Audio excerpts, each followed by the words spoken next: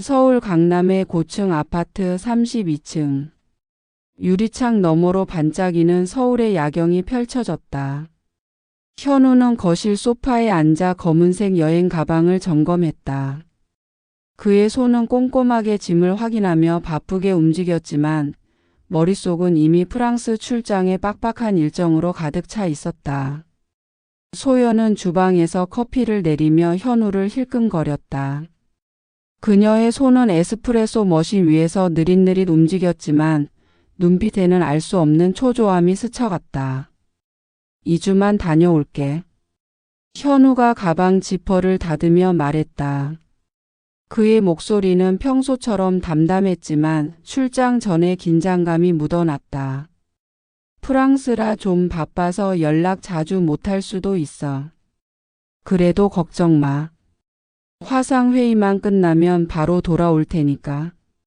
소연은 미소로 고개를 끄덕였다. 그녀의 긴 머리가 어깨 위로 부드럽게 흘렀다. 걱정 마 오빠. 나 혼자 잘 지낼게. 회사도 바빠서 정신 없을 거야.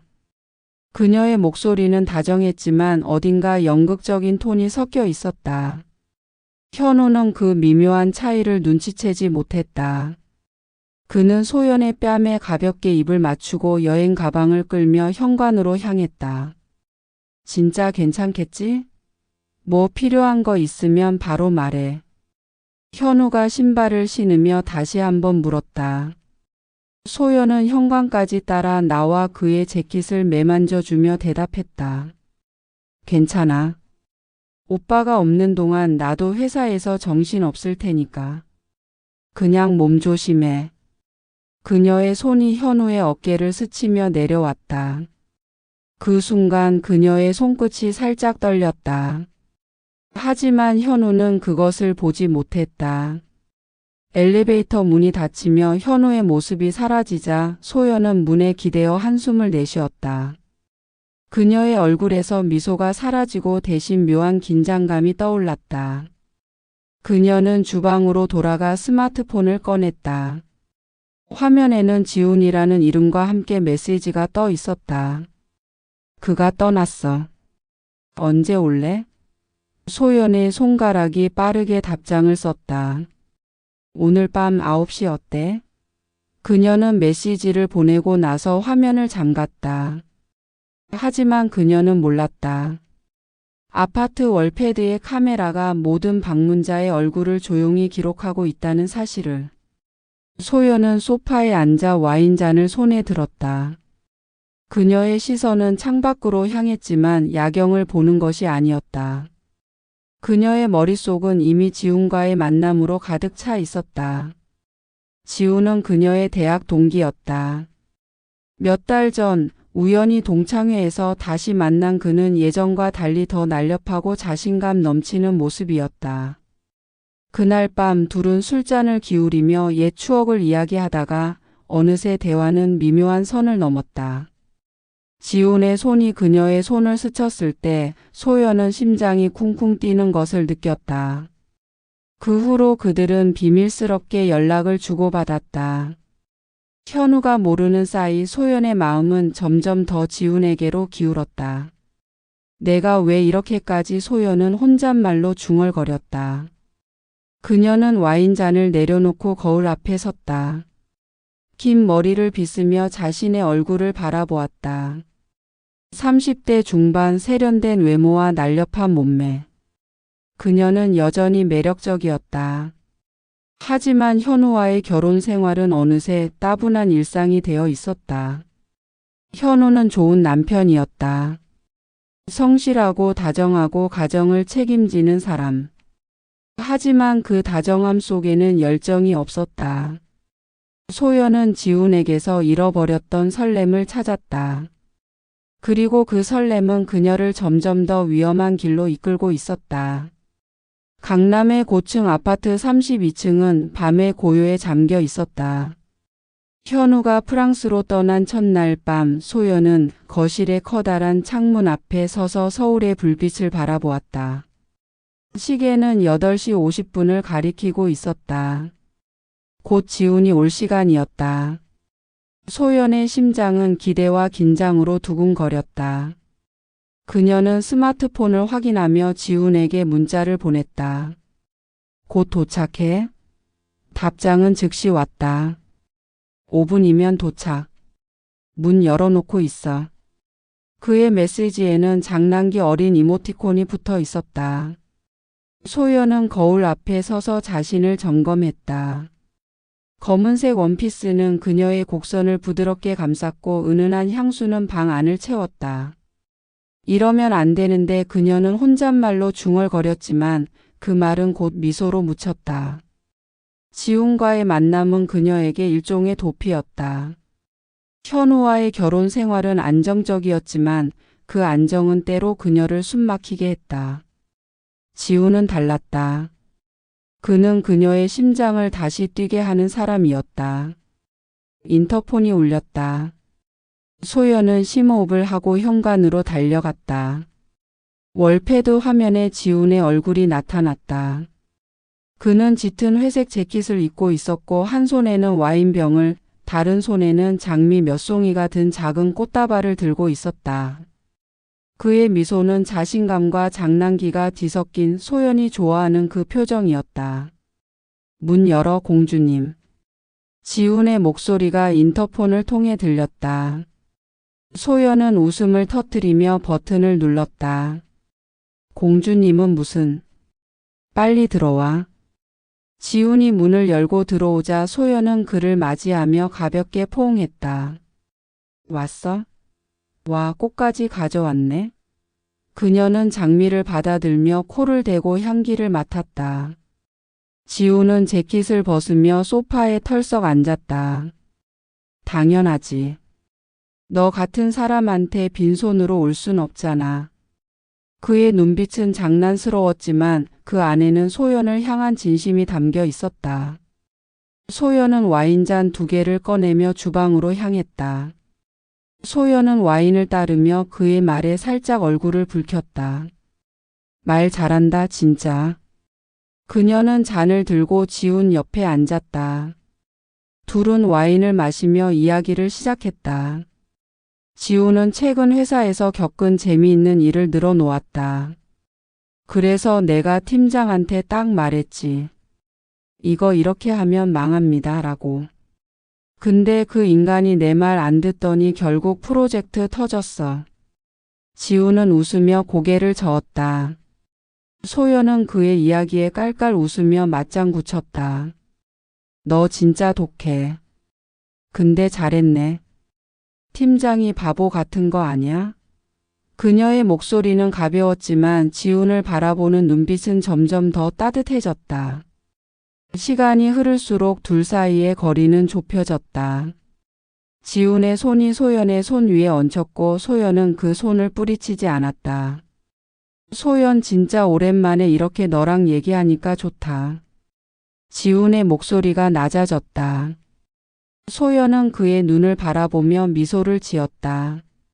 나도. 근데 우리 이거 잘못된 거 알지? 그녀의 말에는 약간의 망설임이 묻어났다. 지훈은 그녀의 손을 더 세게 잡았다. 잘못된 거면 어때? 너 행복하면 되지. 그의 말은 단순했지만 소연의 마음을 흔들었다. 그녀는 고개를 돌려 창밖을 바라보았다. 행복 나도 그게 뭔지 잊고 살았던 것 같아. 그들은 와인을 한 병 더 땄다. 거실은 웃음과 대화로 가득 찼다. 지훈은 소연의 어깨에 팔을 두르며 그녀를 끌어당겼다. 너 진짜 예뻐 소연. 예전에도 예뻤지만 지금은 더. 그의 말에 소연은 웃으며 그의 가슴을 가볍게 쳤다. 갑자기 왜 그래? 부끄럽게. 하지만 그녀의 눈빛은 부끄러움보다는 설렘으로 빛났다. 그 순간 둘은 서로를 향해 몸을 기울였다. 거실의 조명이 그들의 그림자를 벽에 드리웠고 시간은 점점 더 빠르게 흘렀다. 소연은 지훈의 차량 번호를 아파트 관리 시스템에 등록했다. 그녀는 노트북을 켜고 관리실 앱에 접속했다. 입구에서 매번 기다리는 거 귀찮잖아. 그냥 바로 들어올 수 있게 해줄게. 그녀는 가볍게 웃으며 말했다. 지우는 소파에 기대며 그녀를 바라보았다. 너 진짜 꼼꼼하다. 근데 나 이런 거 신경 안 써도 되는데. 그는 장난스럽게 윙크했다. 소연은 키보드를 두드리며 대답했다. 그럼 내가 신경 쓰는 거지 뭐. 다음에 올 때 편하게 와. 그녀는 앱에서 차량 번호를 입력하고 등록 버튼을 눌렀다. 화면에 등록 완료라는 메시지가 떴다. 지우는 소연의 옆으로 다가가 그녀의 어깨를 감싸 안았다. 고마워. 너 진짜 최고야. 그의 목소리는 따뜻했다. 소연은 그의 품에 기대며 미소를 지었다. 별거 아냐. 그냥 너 자주 볼 것 같아서. 그녀의 말은 농담 같았지만 그 안에는 진심이 담겨 있었다. 지우는 그녀의 이마에 가볍게 입을 맞췄다. 그럼 자주 와야겠네. 그의 말에 소연은 웃으며 고개를 끄덕였다. 밤이 더 깊어지자 지우는 자리에서 일어났다. 늦었네. 나 갈게. 내일 회사 때문에 정신 없을 거야. 소연은 그를 현관까지 배웅했다. 조심히 가. 문자해. 그녀는 문을 열고 그를 보냈다. 지우는 엘리베이터에 타며 손을 흔들었다.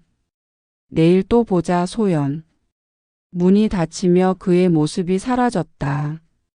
소연은 문을 잠그고 거실로 돌아왔다. 그녀는 소파에 앉아 와인잔을 손에 들고 멍하니 창밖을 바라보았다. 지훈의 향기가 아직 방 안에 남아 있었다. 그녀의 마음은 설렘과 죄책감으로 뒤엉켜 있었다. 이게 뭐하는 짓인지 그녀는 혼잣말로 중얼거렸다. 하지만 그 생각은 오래가지 않았다. 그녀는 와인잔을 내려놓고 침실로 향했다. 침대에 누워 천장을 바라보며 그녀는 지훈의 미소를 떠올렸다. 그 미소는 그녀의 마음을 다시 뛰게 했다. 하지만 소연은 몰랐다. 아파트의 보안 시스템이 그녀의 모든 행동을 기록하고 있다는 사실을. 월패드의 카메라는 지훈이 문 앞에 서 있던 순간을, 차량 관리 시스템은 그의 차량 번호를 조용히 저장했다. 그 기록들은 그녀의 비밀을 감추려는 모든 노력을 무색하게 할 단서였다. 소연은 잠이 들며 그날 밤의 설렘만을 안고 있었다. 하지만 그 설렘은 곧 그녀를 배신할 준비를 하고 있었다. 현우가 프랑스에서 돌아온 날 강남의 고층 아파트 32층은 묘한 긴장감으로 가득했다. 현우는 여행 가방을 끌며 현관문을 열었다. 그의 얼굴에는 2주간의 출장 피로가 묻어 있었지만 집에 돌아왔다는 안도감도 섞여 있었다. 소연은 현관에서 그를 맞았다. 그녀의 미소는 밝았지만 어딘가 경계하는 듯한 기색이 스쳤다. 오빠 잘 다녀왔어? 그녀는 현우의 재킷을 받아 걸며 물었다. 현우는 고개를 끄덕이며 신발을 벗었다. 응, 좀 정신없었어. 그래도 다 잘 끝냈지. 그는 소연의 어깨를 가볍게 두드리며 거실로 들어갔다. 소연은 주방으로 가서 차가운 물을 따라주며 말을 이었다. 피곤하지? 뭐 먹고 싶어? 내가 뭐라도 만들어 줄까? 그녀의 목소리는 다정했지만 현우는 그녀의 눈빛에서 미세한 불안을 감지했다. 괜찮아. 그냥 좀 쉬고 싶네. 그는 소파에 앉아 리모컨을 들었다. TV 화면이 켜졌지만 그의 시선은 멍하니 허공을 향했다. 2주간의 출장은 그를 지치게 했지만 마음 한구석에는 알 수 없는 불편함이 자리 잡고 있었다. 소연의 태도가 평소와 다르게 느껴졌다. 그녀는 너무 밝으려 애쓰는 것 같았다. 그날 저녁 배달 음식 주문이 도착했다는 알림이 울렸다. 현우는 월패드 앞으로 다가가 화면을 확인했다. 배달원의 얼굴이 선명하게 떠올랐다. 그는 문 열기 버튼을 누르려다 우연히 화면 하단의 기록 탭을 발견했다. 호기심에 탭을 눌렀다. 월패드 화면에 지난 2주간의 방문자 영상이 줄줄이 나타났다. 배달원, 택배기사, 그리고 낯선 남자의 얼굴. 현우의 숨이 멎는 듯 했다. 같은 남자가 여러 날 주로 늦은 밤에 아파트 현관 앞에 서 있는 모습이 반복적으로 찍혀 있었다. 심지어 그의 차량이 아파트 입구를 통과한 기록도 남아 있었다. 날짜는 소연이 혼자 집에 있던 날들과 정확히 일치했다. 현우는 화면을 뚫어지게 바라보았다. 그의 손이 살짝 떨렸다. 이게 뭐지? 그는 혼잣말로 중얼거리며 영상을 다시 돌려보았다. 남자는 30대 후반쯤으로 보였다. 캐주얼한 재킷을 입고 미소를 지으며 인터폰을 누르는 모습. 현우는 그 얼굴을 전혀 알지 못했다. 심장이 쿵쿵 뛰기 시작했다. 그는 월패드의 차량 기록 탭으로 넘어갔다. 낯선 차량 번호가 여러 번 등록되어 있었다. 이게 소연이 등록한 건가? 그의 머릿속이 복잡해졌다. 현우는 소연이 주방에서 접시를 정리하는 소리를 들으며 침착하려 애썼다. 그는 소파로 돌아와 앉았지만 마음은 이미 혼란으로 가득했다. 소연이 누군가를 집에 들였다고? 왜? 누구지? 그는 소연을 불러야겠다고 생각했다. 하지만 직접 묻는 건 그녀가 거짓말을 할지도 모른다는 생각이 스쳤다. 다음 날 아침 현우는 회사로 출근하며 스마트폰을 꺼냈다. 그는 검색창에 사설 탐정을 입력했다. 몇 번의 클릭 끝에 그는 신뢰할 만한 탐정 사무소를 찾았다. 전화를 걸자 낮고 묵직한 목소리가 응답했다. 김영식 탐정사무소입니다. 어떤 도움을 드릴까요? 현우는 잠시 망설이다 입을 열었다. 제 아내를 미행해 주세요. 뭔가 숨기는 게 있는 것 같아요. 그의 목소리는 단호했지만 떨림이 섞여 있었다. 탐정은 침착하게 대답했다. 알겠습니다. 자세한 사항은 이메일로 보내주시면 바로 시작하죠. 증거는 확실히 잡아드립니다. 현우는 전화를 끊고 회사 창밖을 바라보았다. 서울의 아침은 여전히 바쁘게 돌아가고 있었다. 하지만 그의 마음은 차갑고 무거웠다.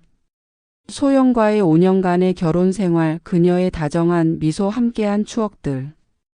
그 모든 것이 갑자기 허상처럼 느껴졌다. 그는 주먹을 쥐며 다짐했다. 진실을 알아야 해. 소연, 내가 뭘 숨겼든 내가 다 찾아낼 거야. 그의 눈빛은 단호했다. 하지만 그 뒤에는 배신감과 두려움이 얽혀 있었다. 현우는 탐정에게 소연의 일상 스케줄과 사진을 보냈다. 그는 소연의 회사 주소, 자주 가는 카페, 심지어 그녀의 스마트폰 잠금 패턴까지 상세히 적었다. 최대한 빨리 부탁드립니다. 그는 이메일을 보내며 심호흡을 했다. 이제 돌아갈 수 없는 길에 들어선 기분이었다. 월패드의 영상은 그의 의심을 키웠고 그 의심은 이제 진실을 향한 첫걸음이 되었다. 하지만 그 진실이 무엇이든 현우는 이미 마음의 준비를 하고 있었다. 적어도 그는 그렇게 믿고 싶었다. 강남의 고층 아파트 32층은 여전히 고요했지만 현우의 마음은 폭풍처럼 요동치고 있었다. 소연에 대한 의심이 그의 머릿속을 가득 채운 지 며칠째였다. 월패드 영상에서 본 낯선 남자의 얼굴은 그를 잠 못 들게 했다. 현우는 사설 탐정을 고용한 뒤로 매일 초조하게 전화를 확인했다. 탐정에게서 연락이 올 때마다 그의 심장은 쿵쿵 뛰었다. 그는 진실을 알고 싶었지만 동시에 그 진실이 두려웠다. 그날 오후 현우는 회사에서 자료를 정리하다 탐정에게서 이메일을 받았다. 제목은 간단했다. 조사 결과 보고서. 그는 마우스를 클릭하기 전 잠시 숨을 골랐다. 이게 뭐든 받아들여야 해. 그는 스스로를 다독이며 첨부 파일을 열었다. 보고서는 상세했다. 소연이 한남동의 고급 레스토랑에서 낯선 남자와 식사하는 사진, 그들이 차 안에서 손을 잡고 있는 장면, 심지어 그 남자와 소연이 호텔로 들어가는 모습까지. 모든 게 선명하게 담겨 있었다. 현우의 손이 떨렸다. 사진 속 남자는 월패드 영상에서 본 그 남자였다. 그의 미소는 여유로웠고 소연은 그 옆에서 행복해 보였다. 현우는 보고서를 몇 번이나 다시 읽었다.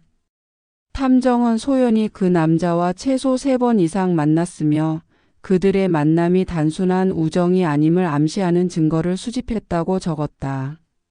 현우는 사진 속 소연의 표정을 뚫어지게 바라보았다. 그녀의 미소는 그가 오랫동안 보지 못했던 진심 어린 기쁨으로 가득했다. 소연, 그는 혼잣말로 중얼거렸다. 분노와 배신감이 그의 가슴을 찢었다. 하지만 그보다 더 아픈 건 소연이 자신에게는 보여주지 않았던 그 표정이었다. 그날 저녁 현우는 소파에 앉아 보고서를 다시 훑었다. 소연은 아직 회사에서 돌아오지 않았다. 그는 스마트폰을 꺼내 탐정에게 전화했다. 김 탐정님, 이거 확실한 겁니까? 그의 목소리는 낮고 떨렸다. 탐정의 목소리는 차분했다. 네, 현우님. 사진과 영상 모두 조작 없는 원본입니다. 추가로 원하시면 더 깊이 파볼 수도 있습니다. 현우는 잠시 침묵했다. 아니요, 이걸로 충분합니다. 감사합니다. 그는 전화를 끊고 소파에 몸을 묻었다. 그의 머릿속은 혼란으로 가득했다. 소연이 왜? 내가 뭐가 부족했는데? 그는 답을 찾으려 애썼지만 아무것도 떠오르지 않았다. 소연이 현관문을 열고 들어온 건 저녁 8시가 넘어서였다. 그녀는 피곤한 얼굴로 가방을 내려놓으며 현우를 보았다.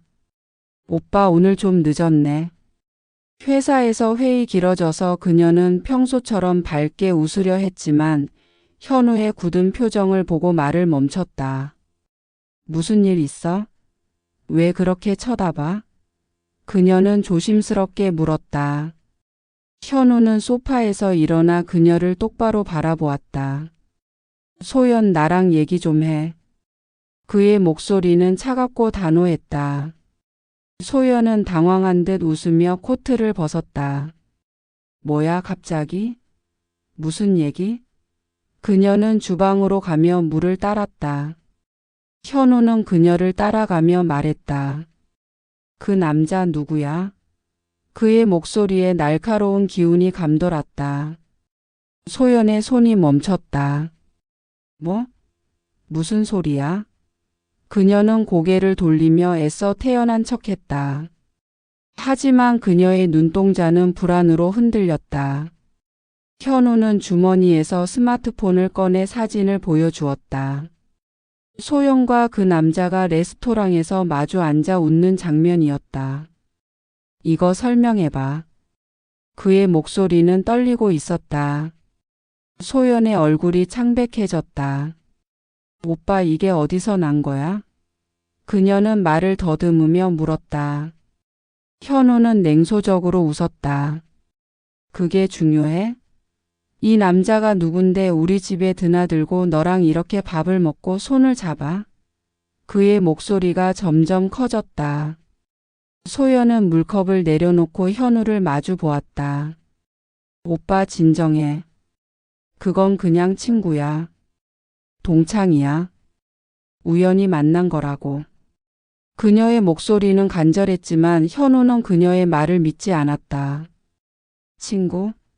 밤 11시에 우리 집에 오는 친구? 차량 번호까지 등록해준 친구? 현우는 월패드 기록을 떠올리며 소리쳤다. 소연은 한 걸음 물러섰다. 오빠, 왜 이렇게까지 내가 잘못했어? 그냥 잠깐 만난 거야. 별거 아니야. 그녀는 눈물을 글썽이며 말했다. 하지만 현우는 고개를 저었다. 별거 아니라고? 소연, 너 나를 바보로 아는 거야? 그는 보고서를 소파 위에 던졌다. 여기 다 있어. 내가 뭘 했는지 다. 소연은 보고서를 보고 숨을 멈췄다. 그녀는 떨리는 손으로 종이를 집어들었다. 사진과 날짜, 시간까지 상세히 적힌 보고서는 그녀의 비밀을 적나라하게 드러내고 있었다. 오빠, 이건. 그녀는 말을 잇지 못했다. 현우는 그녀를 뚫어지게 바라보았다. 말해. 진실이 뭐야? 이 남자가 누군데? 그의 목소리는 더 이상 분노가 아니었다. 절망과 슬픔이 뒤섞여 있었다. 소연은 소파에 주저앉았다. 그녀의 눈에서 눈물이 흘렀다. 미안해, 오빠. 내가 잘못했어. 그녀는 고개를 숙이며 말했다. 그 사람은 지훈이라고 대학 동기야. 그냥 옛날 얘기하다가 그러다 보니까. 그녀는 말을 잇지 못하고 울음을 터뜨렸다. 현우는 그녀를 바라보며 주먹을 쥐었다. 그러다 보니까 뭐? 너 나 배신한 거야, 소연. 그의 목소리는 차갑지만 눈가에는 눈물이 맺혀 있었다. 소연은 고개를 들고 현우를 보았다. 오빠, 나도 몰랐어. 그냥 오빠랑 살면서 너무 답답했어. 매일 똑같은 일상, 항상 바빠서 나한테 신경도 안 쓰고. 그녀는 말을 멈췄다. 현우는 믿을 수 없다는 듯 그녀를 바라보았다. 그래서? 그게 내가 다른 남자를 만난 이유야? 내가 너한테 뭐가 부족했는데? 그의 목소리는 갈라졌다. 소연은 대답하지 못했다. 그녀는 손으로 얼굴을 감싸고 흐느꼈다. 현우는 그녀를 바라보며 숨을 고르려 애썼다. 소연, 내가 지금 뭘 해야 할까? 너 말 믿고 넘어가? 아니면. 그는 말을 멈췄다. 그의 머릿속은 혼란으로 가득했다. 소연과의 5년, 그녀의 미소, 함께한 시간들. 모든 게 무너지는 기분이었다. 그는 보고서를 다시 집어들었다. 이 남자 지훈? 이 사람 또 만날 거야? 그의 질문은 날카로웠다. 소연은 고개를 저었다. 아니야, 오빠. 진짜야. 나 이제 안 만날게. 미안해, 그녀는 간절하게 말했다. 하지만 현우는 그녀의 말을 믿을 수 없었다. 그는 소파에서 일어나 현관으로 향했다. 나 좀 나갔다 올게. 생각 좀 해야겠어. 그의 목소리는 무겁고 단호했다. 소연은 그를 붙잡으려 손을 뻗었지만 멈칫했다. 오빠, 가지마. 우리 얘기해. 그녀는 울며 말했다. 하지만 현우는 고개를 돌리지 않고 문을 열었다. 소연, 지금은 나도 정리할 시간이 필요해. 문이 닫히며 그의 모습이 사라졌다. 소연은 소파에 주저앉아 흐느꼈다. 그녀는 자신의 선택이 어떤 결과를 낳았는지 깨달았다. 하지만 이미 늦었다. 현우의 마음은 멀어지고 있었고 그녀의 비밀은 더 이상 숨길 수 없는 진실이 되어 있었다. 현우는 아파트 로비를 지나 차가운 밤 공기 속으로 나왔다. 그는 차에 올라타 핸들을 잡았지만 시동을 걸지 않았다. 그의 머릿속에는 소연의 눈물, 그리고 사진 속 그녀의 행복한 미소가 뒤엉켜 있었다. 그는 창밖을 바라보며 중얼거렸다. 이제 어쩌지. 그의 목소리는 바람에 묻혀 사라졌다. 하지만 그의 결심은 점점 굳어지고 있었다. 진실을 마주한 지금 그는 다음 단계를 준비해야 했다. 현우는 아파트 로비를 나선 그날 밤 차 안에서 한참을 멍하니 앉아 있었다. 소연의 눈물과 그녀의 변명이 그의 머릿속을 맴돌았다. 하지만 사진 속 그녀의 행복한 미소, 지훈과 함께한 순간들은 그의 가슴을 계속해서 찔렀다. 그는 더 이상 망설일 수 없었다. 다음 날 아침 현우는 변호사를 찾아갔다. 그는 단호한 목소리로 말했다. 이혼 소송 준비해 주세요. 그리고 상간남 소송도 같이 진행하고 싶습니다. 변호사는 침착하게 고개를 끄덕였다. 증거는 확실한가요? 상간남 소송은 명확한 증거가 필요합니다. 현우는 탐정의 보고서를 꺼내며 말했다. 여기 다 있습니다. 월패드 영상, 차량 기록, 사진, 영상까지. 그는 떨리는 손으로 서류를 건넸다. 변호사는 자료를 훑어보며 미소를 지었다. 이 정도면 충분합니다. 승소 가능성 높아요. 이혼과 위자료 청구, 상간남 소송까지 모두 진행할 수 있습니다. 소송 준비는 빠르게 진행되었다. 현우는 소영과 지훈을 상대로 한 이혼 및 상간남 소송을 동시에 제기했다. 법정에서 증거는 압도적이었다. 월패드 영상은 지훈이 소연의 아파트에 드나든 날짜와 시간을 명확히 보여주었고, 탐정의 사진과 영상은 그들의 미래를 적나라하게 드러냈다. 지훈은 변호인을 통해 단순한 우정이었다고 주장했지만 차량 번호 등록 기록과 레스토랑에서의 친밀한 모습은 그의 변명을 무력화했다.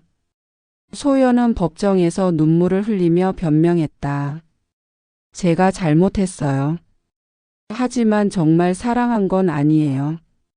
그냥 순간적인 실수였어요. 그녀의 목소리는 간절했지만 판사는 냉정했다.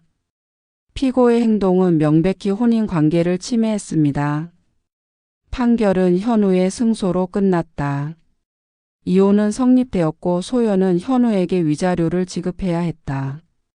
지훈 또한 상간남으로서 상당한 금액의 위자료를 부담하게 되었다. 판결이 끝난 후 현우는 소연의 가족에게 모든 상황을 알렸다. 그는 소연의 부모님과 오빠에게 전화를 걸어 담담히 말했다.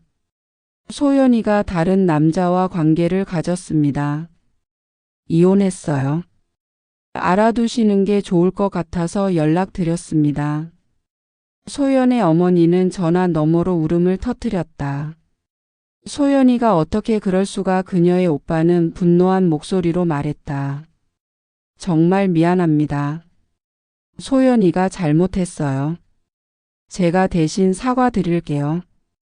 현우는 고개를 저으며 대답했다. 아니요, 그냥 이제 끝난 일이에요.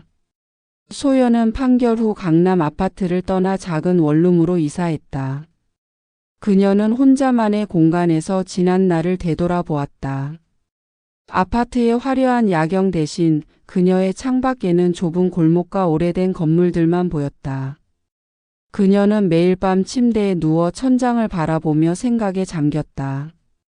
내가 왜 그랬을까? 그녀는 혼잣말로 중얼거렸다. 지훈과의 짧은 설렘은 그녀의 모든 것을 앗아갔다.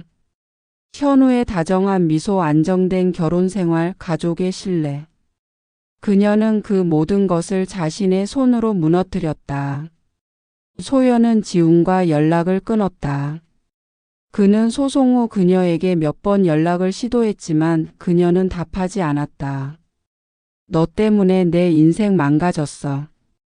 그녀는 마지막 메시지로 그렇게 썼다. 지훈은 더 이상 연락하지 않았다. 소연은 회사에서조차 사람들의 수군거림을 느꼈다. 동료들은 그녀의 이혼 소식을 알게 되었고 그녀를 보는 눈빛은 점점 차가워졌다.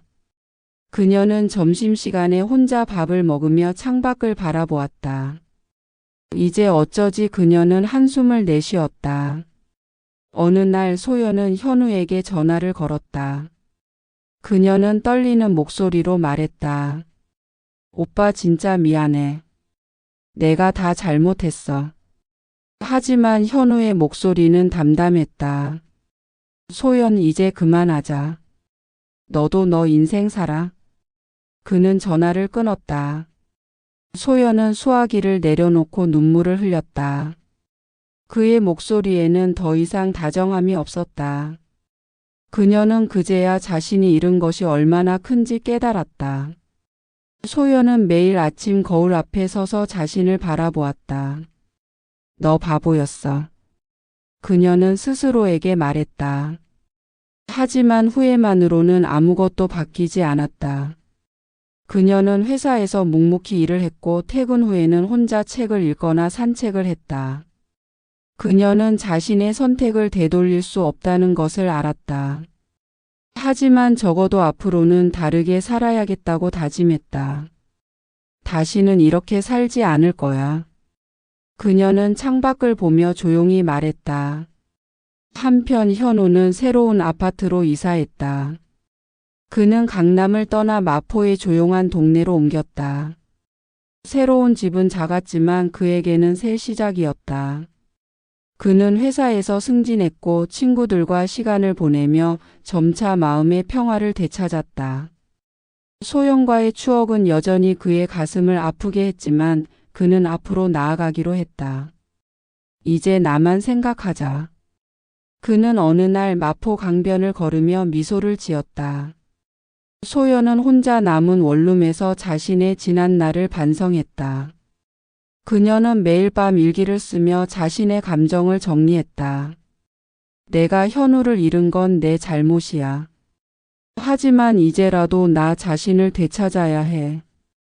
그녀는 펜을 내려놓고 창밖을 바라보았다. 서울의 밤은 여전히 반짝였지만 그녀의 마음은 이제 더 이상 그 빛에 현혹되지 않았다. 그녀는 천천히 하지만 확실히 자신의 삶을 다시 세우기 시작했다.